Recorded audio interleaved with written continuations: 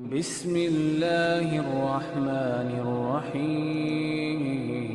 رسول اللہ صلی اللہ علیہ وسلم نے فرمایا کہ قربانی کرتا ہے وہ خود بھی کھا سکتا ہے، قربانی کرنے والے کو چاہیے فَكُلُوا مِنْهَا وَأَطْعِمُوا الْبَائِسَ الْفَقِيرَ، خود بھی کھائے، فقیروں کو بھی دے، نا امیدوں تک بھی پہنچائے جن کو کوئی بھی نہیں پہنچاتا۔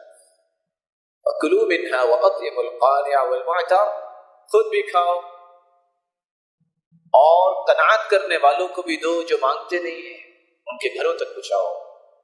والمعتر، ضرورت مند کو بھی دو، مہمانوں کو بھی کھلاؤ۔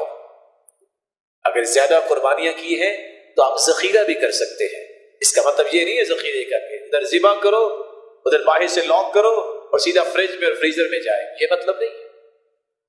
آپ نے سب کو حق دیا، پھر آپ ذخیرہ بھی کر سکتے